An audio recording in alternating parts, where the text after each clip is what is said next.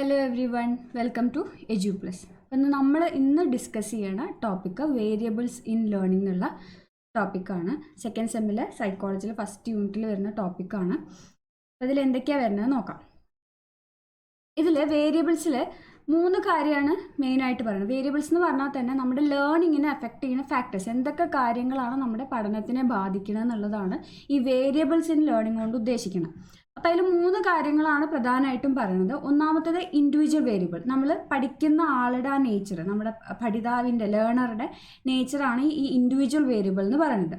അടുത്തതാണ് task variable, നമ്മൾ പഠിക്കുന്ന മെറ്റീരിയൽ ഉണ്ടല്ലോ. ഇപ്പോൾ നമ്മളിപ്പോൾ BEdൻ്റെ ആണെങ്കിൽ പഠിക്കുന്ന സൈക്കോളജി, ആ മെറ്റീരിയലൊക്കെ ഉണ്ടല്ലോ, സൈക്കോളജി ആവാം അല്ലെങ്കിൽ ഫിലോസഫി ആവാം, അങ്ങനെ ഏതാ വെച്ചാൽ അത് നമ്മൾ ആ പഠിക്കുന്ന മെറ്റീരിയലിൻ്റെ നേച്ചറാണ്. അത് ടഫാണോ സിമ്പിളാണോ, എങ്ങനെയാണ് അതിൻ്റെ ലെവൽ എന്നൊക്കെ ഉള്ളതാണ് ഈ ടാസ്ക് വേരിയബിൾ എന്ന് പറയുന്നത്. അടുത്തതാണ് മെത്തേഡ് വേരിയബിൾ. മെത്തേഡ് വേരിയബിൾ എന്ന് പറഞ്ഞാൽ നമ്മൾ എങ്ങനെയൊക്കെയാണ് പഠിക്കുന്നത്, ആ ലേണിംഗ് സിറ്റുവേഷൻ്റെ ഒരു നേച്ചർ എന്തൊക്കെയാണ് നമ്മുടെ ആ ചുറ്റുപാട്, എങ്ങനെയാണ് നമ്മൾ എങ്ങനെയൊക്കെയാണ് പഠിക്കുന്നത്, അങ്ങനെയുള്ള കാര്യങ്ങളൊക്കെയാണ് ഈ മെത്തേഡ് വേരിയബിളിൽ വരുന്നത്.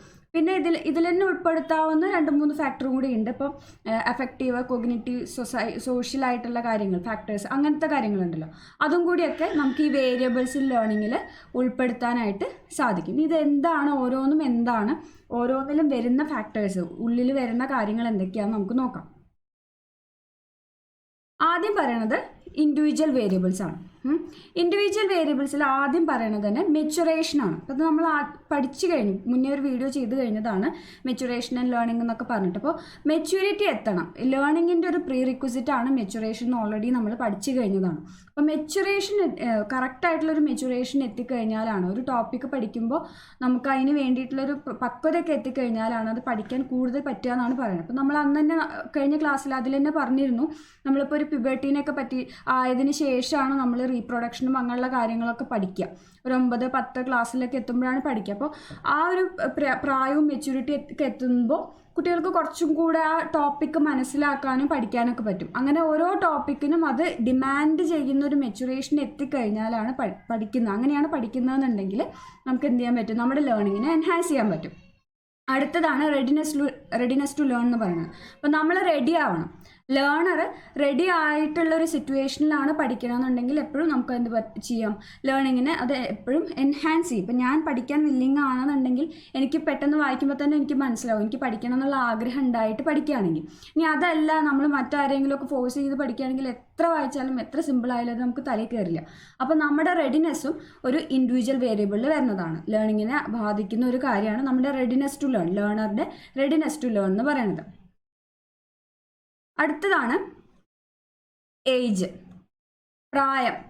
ഇപ്പോൾ മെച്ചുറേഷൻ പറഞ്ഞ മാതിരി തന്നെ പ്രായവും ലേണിങ്ങിനെ ബാധിക്കുന്ന, പഠനത്തിനെ ബാധിക്കുന്ന ഒരു ഫാക്ടറാണ്. ഇപ്പോൾ സ്റ്റഡീസൊക്കെ പറയുന്നത് നമ്മുടെ 20 വയസ്സ് വരെയൊക്കെ നമ്മുടെ ലേൺ ചെയ്യാനുള്ള കപ്പാസിറ്റി, അതിൻ്റെ ഒരു എബിലിറ്റി ഒക്കെ കൂടിക്കൊണ്ട് വരുന്നതാണ് 20 വയസ്സ് വരെയൊക്കെ. പിന്നെ ഒരു 10-30 വയസ്സ് വരെ ഭയങ്കര അതിൽ ഒരു വളർച്ചയൊന്നും ഉണ്ടാവണില്ലെങ്കിലും, ആ ലേൺ ചെയ്യാനുള്ള എബിലിറ്റിയിൽ ഒരു വളർച്ച ഇല്ലെങ്കിലും, ഇങ്ങനെ 20 വയസ്സ് വരെ നമ്മൾ ആർജിച്ചെടുത്ത ആ കപ്പാസിറ്റി അതങ്ങനെ നമ്മൾ മെയിൻറ്റെയിൻ ചെയ്തൊക്കെ പോകും. പിന്നെ ഒരു 50 വയസ്സൊക്കെ കഴിഞ്ഞാൽ പിന്നെ കുറയും. പലരും പറയില്ലേ, പ്രായമായി കഴിഞ്ഞാൽ വയസ്സായവർക്ക് ഈ പറഞ്ഞ മാതിരി തന്നെ ഈ സ്മാർട്ട് ഫോണും ഐഫോണും അങ്ങനത്തെ ഒക്കെ വന്നു കഴിഞ്ഞാൽ അത് പെട്ടെന്ന് ക്യാച്ച് ചെയ്യാൻ പറ്റില്ല അതിലെ കാര്യങ്ങൾ. അത് ഈ പറയുന്ന മാതിരി ഒരു 50 വയസ്സൊക്കെ കഴിഞ്ഞ് കഴിഞ്ഞാൽ നമ്മുടെ ആ പഠിക്കാനുള്ളൊരു കപ്പാസിറ്റി, ഒരു കഴിവൊക്കെ കുറഞ്ഞു വരുന്നതാണ് പറയുന്നത്. അപ്പോൾ ഏജും നമ്മുടെ പഠനത്തിനെ ബാധിക്കുന്ന ഒരു ഫാക്ടറാണ്. അടുത്തതാണ് സെക്സ്. ഇതിപ്പോൾ ഈ സെക്സ് പറയുമ്പോൾ നമ്മളിപ്പോൾ ആദ്യം പറയുക ജെൻഡർ ഡിസ്ക്രിമിനേഷൻ പറയണമെന്നൊക്കെയാണ്. പക്ഷെ അതിലൊരു ഫാക്റ്റ് ഉണ്ട്, ജെൻഡർ ഡിസ്ക്രിമിനേഷൻ അല്ല. ചില കാര്യങ്ങളിൽ ഇപ്പോൾ മെക്കാനിക്കലായിട്ടുള്ള മോട്ടോർ സ്കിൽസൊക്കെ വേണ്ടിയിട്ടുള്ള കാര്യങ്ങളാണ്, അങ്ങനത്തെ ഒക്കെ പഠിക്കുകയാണെന്നുണ്ടെങ്കിൽ, പ്രത്യേകിച്ച് ഈ ലാബൊക്കെ ചെയ്യുമ്പോൾ, സയൻസ് സബ്ജക്റ്റിലൊക്കെ ലാബൊക്കെ ചെയ്യുമ്പോൾ എത്ര പഠിക്കാൻ ബാക്കിലേക്കായിട്ടുള്ള കുട്ടിയാണെങ്കിലും ആൺകുട്ടികൾ, പ്രത്യേകിച്ച് ആൺകുട്ടികൾ അതിലൊരു സ്കില്ല് കാണിക്കുന്നത് കാണാം. പെൺകുട്ടികളെ അപേക്ഷിച്ച് നോക്കുമ്പോൾ, എല്ലാവരുടെ കേസും അല്ല, ജനറലി അങ്ങനെ ഒരു പ്രവണത ഉണ്ട്. അതേ സംബന്ധിച്ച് തന്നെ അതിനെ നേരെ വിപരീതമായിട്ട് നോക്കുകയാണെങ്കിൽ പെൺകുട്ടികൾ ഇപ്പോൾ കോർഡിനേഷൻ വേണ്ടത്, സ്മോളർ മസിൽ, ഇപ്പോൾ മൾട്ടി ടാസ്കിങ് ആയിട്ടുള്ള നല്ല ശ്രദ്ധിച്ച് ചെയ്യേണ്ട കാര്യങ്ങൾ അങ്ങനെയൊക്കെ ഉണ്ടല്ലോ, അങ്ങനെയുള്ള കാര്യങ്ങളൊക്കെ പെൺകുട്ടികൾ കൂടുതലായിട്ട് ചെയ്യുന്നത് കാണുന്നത്. അങ്ങനെ ഒരു സെക്സ് ഡിഫറൻസും നമ്മുടെ ലേണിങ്ങിൽ അഫക്റ്റ് ചെയ്യുന്ന കാര്യം. ഇപ്പം നമ്മൾ ഈ മെക്കാനിക്കൽ എഞ്ചിനീയറിങ്ങിലൊക്കെ പൊതുവേ ആൺകുട്ടികളായിരിക്കും കാണുക, പെൺകുട്ടികൾ വളരെ കുറവ്. ഇപ്പോൾ ഒക്കെ വരുന്നുണ്ട്, എന്നാലും കുറച്ച് കമ്പാരിറ്റീവ്ലി കുറവായിരിക്കും. അതിൻ്റെ ഒരു ഫാക്റ്റും ഇത് തന്നെയാണ്. മോട്ടോർ സ്കിൽസൊക്കെ വേണ്ടിയിട്ട്, മെക്കാനിക്കലായിട്ടുള്ള സ്കിൽസൊക്കെ വേണ്ടിയിൽ കൂടുതൽ എക്സൽ ചെയ്യുക ബോയ്സ് ആയിരിക്കും. അതായത് നേരെ മറിച്ച് കോർഡിനേഷനും അറ്റൻഷനൊക്കെ വേണ്ട കാര്യങ്ങളിൽ എക്സൽ ചെയ്യുക കുറച്ചും കൂടെ ഗേൾസ് ആയിരിക്കും. അടുത്ത് പറയണതാണ് പ്രീവിയസ് എക്സ്പീരിയൻസ് എന്ന് പറയുന്നത്. അപ്പോൾ നമ്മളൊരു കാര്യം പഠിച്ചത് നമുക്കതിൽ ഒരു പ്രീവിയസ് എക്സ്പീരിയൻസ് ഉണ്ടെങ്കിൽ അതിനെ പറ്റിയിട്ടുള്ള കാര്യം പഠിക്കാൻ നമുക്ക് കുറച്ചും കൂടി എളുപ്പമായിരിക്കും അല്ലേ. നമ്മൾ മുന്നേ എന്തെങ്കിലും ചെയ്തിട്ടുള്ള ഇപ്പോൾ ഒരു മഷിത്തണ്ടിൽ മഷി കയറി പോണതൊക്കെ നമ്മൾ മുന്നേ നമുക്ക് ഒന്നും അറിയണ്ടായിരുന്നില്ല, അതിൻ്റെ സയൻസ് ഒന്നും അറിയാണ്ട് തന്നെ നമ്മൾ കുട്ടിയായിരിക്കുമ്പോൾ ചെയ്ത് നോക്കിയിട്ടുണ്ടെങ്കിൽ, കളിക്കാനൊക്കെ ആയിട്ട് ചെയ്തിട്ടുണ്ടെങ്കിൽ, പിന്നെ അത് നമ്മൾ സയൻസായിട്ട് അതിൽ ഒരു എക്സാമ്പിളായിട്ട് പറയുമ്പോൾ നമുക്ക് വേഗം കണക്ട് ചെയ്യാൻ പറ്റും. അതുകൊണ്ടാണ് നമ്മൾ നമ്മുടെ ഡെയിലി ലൈഫിലുള്ള എക്സാമ്പിൾസ് ഒക്കെ പറയുന്നത്. അപ്പോൾ നമുക്ക് പ്രീവിയസ് എക്സ്പീരിയൻസ് ഉണ്ടെങ്കിൽ നമ്മുടെ ലേണിങ്ങിനെ അത് നന്നായിട്ട് ബാധിക്കും. പിന്നെ മെൻ്റൽ എബിലിറ്റീസ് ആണ്. ഓരോരുത്തർക്കും ഓരോ മെൻ്റൽ എബിലിറ്റീസ് ആയിരിക്കും. അതായത് ഒരാൾക്കുള്ള ബുദ്ധിയാവില്ല മറ്റൊരാൾക്ക് ഉണ്ടാവുക. ഒരാളുടെ ആറ്റിറ്റ്യൂഡും ക്രിയേറ്റിവിറ്റിയും ഇമാജിനേഷനും തിങ്കിങ്ങും റീസണിങ്ങും ഒന്നും അല്ല മറ്റൊരാൾക്ക് ഉണ്ടാവുക. ഓരോരുത്തർക്കും ഓരോ മാതിരിയാണ്. ഒരാളുടെ കപ്പാസിറ്റി അല്ല മറ്റൊരാൾക്ക് ഉണ്ടാവുക. ചിലർക്ക് നല്ല മെമ്മറി പവർ ആയിരിക്കും, ചിലർക്ക് അത്ര ഉണ്ടാവില്ല. ചിലർക്ക് ഭയങ്കര ബുദ്ധിയായിരിക്കും, വായിച്ചു എന്ന് തന്നെ വേണ്ടി വരില്ല, കേട്ട് പോയി എഴുതിയാൽ പോലും നല്ല മാർക്ക് കിട്ടുന്ന രീതിയിൽ പരീക്ഷയിലൊക്കെ അങ്ങനെയുള്ള കാര്യങ്ങൾ. ക്രിയേറ്റിവിറ്റി കൂടുതലായിരിക്കും ചിലവർക്കൊക്കെ. ഈ ലാംഗ്വേജും അങ്ങനത്തെ കാര്യങ്ങളൊക്കെ ചെയ്യുമ്പോൾ ചിലർക്ക് നല്ല ക്രിയേറ്റിവിറ്റി ഉണ്ടാവും. അവർ നന്നായിട്ട് ആലോചിച്ച് എഴുതാനൊക്കെ കഴിവുള്ള അങ്ങനത്തെ ക്രിയേറ്റിവിറ്റി ഉള്ളവരുണ്ട്. ചിലവർക്ക് സയൻസ് ചെയ്യുമ്പോൾ ലാബിൽ ചെയ്താലും എന്തെങ്കിലും ഒരു അപ്പാരറ്റസ് തെറ്റായി അല്ലെങ്കിൽ കണക്ഷൻ ഫെയിലിയർ ആയാലും അത് മാറ്റി ചെയ്യാനൊക്കെ പെട്ടെന്ന് ചെയ്യാനുള്ള കഴിവുകളൊക്കെ ഉണ്ടായിരിക്കും. ചിലവർക്ക് വേറെ ഇതിലായിരിക്കും സ്കില്ല്. അപ്പോൾ നമ്മുടെ മെൻ്റൽ എബിലിറ്റി നമ്മുടെ ലേണിങ്ങിനെ ബാധിക്കുന്ന ഒരു കാര്യമാണ്. അടുത്തതാണ് ഫിസിക്കൽ ഹാൻഡിക്യാപ്സ്. നമുക്കുള്ള വയ്യായ്മകൾ എന്തെങ്കിലും ഫിസിക്കൽ അല്ലെങ്കിൽ മെൻ്റലോ ആവാം. ഫിസിക്കലായിട്ടുള്ളത് ആണ് ഇവിടെ പറയുന്നത്. നമുക്ക് വിഷനിലോ ഹിയറിങ്ങിലോ സ്പീച്ചിലോ അല്ലെങ്കിൽ കയ്യോ കാലോ വയ്യാതിരിക്കുക, അങ്ങനെ എന്തെങ്കിലുമൊക്കെ ഉള്ള വയ്യായകൾ ഉണ്ടെങ്കിൽ നമ്മുടെ ലേണിങ്ങിനെ ബാധിക്കാം. അത് ബാധിക്കുന്ന ഒരു കാര്യമാണ്. അപ്പോൾ അതിനെയൊക്കെ മറികടന്നിട്ട് നല്ല രീതിയിൽ പഠിക്കുന്ന പഠനത്തിലൊക്കെ മുന്നോട്ട് വരുന്നവരുടെ കുറേ കഥകൾ നമ്മൾ കേട്ടിട്ടുണ്ട്. പക്ഷേ ജനറലി നമ്മൾ പറയുമ്പോൾ ഇത്തരം കാര്യങ്ങളൊക്കെ നമ്മുടെ പഠനത്തിനെ ബാധിക്കാവുന്ന ഒരു കാര്യമാണ്. ഫിസിക്കൽ ഹാൻഡിക്യാപ്സുകളൊക്കെ നമ്മുടെ പഠനത്തിനെ ബാധിക്കാവുന്ന കാര്യങ്ങളാണ്. അടുത്ത് പറയുന്നതാണ് ടാസ്ക് വേരിയബിൾ. നമ്മൾ പഠിക്കുന്ന മെറ്റീരിയലിനെ പറ്റിയിട്ടുള്ള ആ മെറ്റീരിയൽ എങ്ങനെയാണ്, നമ്മുടെ ലേൺ ചെയ്യുന്ന മെറ്റീരിയൽ എങ്ങനെയൊക്കെയാണ് നമ്മുടെ ലേണിങ്ങിനെ ബാധിക്കുന്നത് എന്നുള്ളത്. ഒന്നാമത്തെ ലെങ്ത് ഓഫ് ദ ടാസ്ക്. ഭയങ്കര ലെങ്തി ആയിട്ടുള്ളതാണെങ്കിൽ നമുക്ക് പഠിക്കാൻ ഭയങ്കര ബുദ്ധിമുട്ടായിരിക്കും. ലെങ്തി ആയിട്ടുള്ളൊരു കാര്യമൊക്കെ ഓർത്ത് വയ്ക്കാനും നമ്മുടെ മെമ്മറിയിൽ സൂക്ഷിക്കാനൊക്കെ ബുദ്ധിമുട്ടായിരിക്കും. അപ്പോൾ ലെങ്ത് ഓഫ് ദ ടാസ്ക് നമുക്ക് ലേണിങ്ങിനെ ബാധിക്കുന്ന ഒരു കാര്യമാണ്. കുഞ്ഞൊരു പോയം പഠിക്കുന്നതും വലിയ കുറേ സ്റ്റാൻസുകളുള്ള ഒരു പോയം പഠിക്കുന്നതും വ്യത്യാസമുണ്ട്. അടുത്തത് ഡിഫിക്കൽട്ടി ഓഫ് ദ ടാസ്ക് ആണ്. എത്രത്തോളം ബുദ്ധിമുട്ടുള്ളതാണ് നമ്മൾ പഠിക്കുന്ന മെറ്റീരിയൽ എന്നുള്ളതാണ് അടുത്ത ഫാക്ടർ. സിമ്പിൾ ആയിട്ടുള്ളത് പൊതുവെ എല്ലാവർക്കും നമുക്കറിയണത് തന്നെ. സിമ്പിൾ ആയിട്ടുള്ള കാര്യം വേഗം പഠിച്ചെടുക്കാൻ പറ്റും. ഡിഫിക്കൽട്ട് ആണെങ്കിൽ എന്തുണ്ടാവും, അത് പഠിച്ചെടുക്കാൻ ഇത്തിരി ബുദ്ധിമുട്ടായിരിക്കും. അത് നമ്മുടെ ലേണിങ്ങിനെ ബാധിക്കും. ഡിഫിക്കൽട്ടാണോ സിമ്പിൾ ആണോ എന്നുള്ളത് നമ്മുടെ ലേണിങ്ങിനെ ബാധിക്കുന്ന ഒരു കാര്യമാണ്. അടുത്തതാണ് meaning fullness of the task. നല്ല കറക്റ്റായിട്ട് ഇപ്പം തന്നെ നമുക്കറിയാം, നമ്മൾ സൈക്കോളജി പഠിക്കുമ്പോൾ തന്നെ പല ബുക്കുകളും പല ഗൈഡുകളും ഒക്കെ നമ്മൾ വായിക്കും. ചിലതിൽ ഇങ്ങനെ വാരി വലിച്ച് എഴുതിയിട്ടുണ്ടാവും, നമുക്കൊരു കണക്ഷൻ കിട്ടില്ല. വായിക്കുമ്പോൾ അർത്ഥം മനസ്സിലാവും കൂടി ഇല്ലാത്ത മാതിരി ചില ബുക്കുകളുണ്ടാവും. ചിലത് വെറുതെ വായിച്ചാലും കഥ വായിക്കണ പോലെ പോണ ബുക്കുകളും ഉണ്ടാവും. അപ്പോൾ ആ ടാസ്കിൻ്റെ അല്ലെങ്കിൽ നമ്മുടെ ലേണിംഗ് മെറ്റീരിയലിൻ്റെ മീനിങ് ഫുൾനെസ് എത്രത്തോളം മീനിങ് ഫുൾ ആയിട്ടാണ്, ഓർഗനൈസ്ഡ് ആയിട്ടാണ് നമ്മുടെ ആ മെറ്റീരിയൽ അറേഞ്ച് ചെയ്ത് വെച്ചിട്ടുള്ളത്, അതിനനുസരിച്ചിട്ട് നമ്മുടെ ലേണിങ്ങിന് ഒരു ഇമ്പ്രൂവ്മെൻ്റ് ഉണ്ടാവും. നല്ല രീതിയിൽ ഓർഗനൈസ്ഡ് ആയിട്ട് സ്റ്റെപ്പ് ബൈ സ്റ്റെപ്പ് ഒരു കഥ പോലെ പോണ ഒരു ഇതാണെന്നുണ്ടെങ്കിൽ നമുക്ക് പെട്ടെന്ന് കണക്ട് ചെയ്ത് പഠിക്കാനായിട്ട് സാധിക്കും. അതല്ലാണ്ട് ഒരു പോയിന്റ് കഴിഞ്ഞ് പിന്നെ ഒരു 10 പോയിന്റ് കഴിഞ്ഞ് പറയേണ്ടത് അതിന് ആകെ ഡിസോർഗനൈസ്ഡ് ആയിട്ട് ഒരു കണക്ഷനും ഇല്ലാണ്ട് അർത്ഥം പോലും മനസ്സിലാവാത്ത രീതിയിൽ ഭയങ്കര കടുകട്ടി ലാംഗ്വേജിലൊക്കെ എഴുതി വെച്ചിരിക്കുകയാണെങ്കിൽ നമുക്ക് പഠിക്കാൻ ബുദ്ധിമുട്ടായിരിക്കും. അപ്പോൾ അങ്ങനത്തെ ഒരു കാര്യം കൂടിയുണ്ട്, meaning fullness of the task. അതും കൂടെ നമ്മുടെ ലേണിങ്ങിനെ ബാധിക്കുന്നതാണ്. അടുത്തത് മെത്തേഡ് വേരിയബിൾസ് ആണ്. മെത്തേഡ് വേരിയബിൾസിൽ വരുന്നത് ഒന്നാമത്തത് മെത്തേഡ് ഓഫ് ദ ലേണിംഗ്. നമ്മൾ എങ്ങനെയാണ് പഠിക്കണമെന്നുള്ളത്. മെത്തേഡ് വേരിയബിൾ നമ്മൾ പറഞ്ഞതാണല്ലോ അല്ലെ, എങ്ങനെ പഠിക്കണം, ആ ലേണിംഗ് സിറ്റുവേഷൻ എന്തൊക്കെയാണെന്നുള്ളതാണ് മെത്തേഡ് വേരിയബിളിൽ പറയുന്ന കാര്യം. അതിൽ ഒന്നാമത് പറയുന്നത് മെത്തേഡ് ഓഫ് ലേണിംഗ് ആണ്. നമ്മൾ എങ്ങനെ പഠിക്കണം. ചിലപ്പോൾ നമ്മൾ ഒരു വലിയൊരു പോയാണെങ്കിൽ തന്നെ ചിലപ്പോൾ നമ്മൾ മുറിച്ച് പഠിക്കും, പാർട്ടായിട്ട്, ചിലപ്പോൾ ഹോളായിട്ട് പഠിക്കും, ചിലപ്പോൾ നമ്മൾ റിവൈസ് ചെയ്ത് റിപ്പീറ്റഡ് ആയിട്ട് വായിച്ച് പഠിക്കും. അപ്പോൾ എങ്ങനെയാണ് നമ്മൾ പഠിക്കുന്നത്, നമ്മുടെ മെത്തേഡ് ഓഫ് ലേണിംഗ് നമ്മുടെ ലേണിങ്ങിനെ ബാധിക്കുന്ന ഒരു കാര്യമാണ്. വലിയൊരു പോയോ അല്ലെങ്കിൽ വലിയൊരു ഒരു മെറ്റീരിയലാണ് നമ്മൾ പഠിക്കണമെങ്കിൽ ഒറ്റയടിക്ക് നമുക്ക് തന്നെ പഠിക്കാൻ ബുദ്ധിമുട്ടായിരിക്കും, ആസ് എ ഹോൾ പഠിക്കാൻ ബുദ്ധിമുട്ടായിരിക്കും. അങ്ങനെയൊക്കെയുള്ള കേസിൽ നമ്മൾ പാർട്ടായിട്ട് പഠിക്കേണ്ടി വരും. ചിലത് ഗ്രാഫിക്കലായിട്ട് നമ്മൾ വരച്ച് പഠിക്കേണ്ടി വരും, ചിലത് കൺസെപ്റ്റ് മാപ്പ് പോലെ അങ്ങനെയൊക്കെയുള്ളത് ഉണ്ടാക്കി പഠിക്കേണ്ടി വരും, അങ്ങനെയൊക്കെയുള്ള.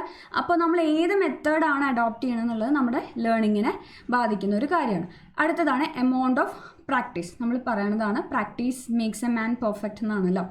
അപ്പോൾ നമ്മൾ എത്രത്തോളം പ്രാക്ടീസ് ചെയ്യണുണ്ട് എന്നുള്ള കാര്യം. ഇപ്പോൾ ഒരു കാര്യം നമുക്ക് അറിയില്ലെങ്കിൽ പോലും ഇങ്ങനെ പ്രാക്ടീസ് ചെയ്ത് ഉരുട്ടുകൊണ്ടിരുന്നാൽ നമുക്ക് എന്ത് ചെയ്യാൻ പറ്റും, അത് കുറേ കാലം നമ്മുടെ മെമ്മറിയിൽ റിട്ടൈൻ ചെയ്യാൻ പറ്റും. അപ്പം അതേപോലെ നമ്മൾ പഠിക്കുന്ന കാര്യങ്ങൾ എത്ര തവണ പഠിക്കുന്നുണ്ട്, എത്ര ഓവർ ലേണിംഗ് വരുന്നുണ്ട് എന്നുള്ളത് നമ്മുടെ ലേണിങ്ങിനെ എൻഹാൻസ് ചെയ്യും, നമ്മുടെ മെമ്മറിയിൽ അത് കൂടുതൽ കാലം നിൽക്കാനൊക്കെ ആയിട്ട് സഹായിക്കും. അപ്പോൾ എമൗണ്ട് ഓഫ് പ്രാക്ടീസ് നമ്മുടെ ലേണിങ്ങിനെ ബാധിക്കുന്ന ഒരു മെത്തേഡ് വേരിയബിളാണ്.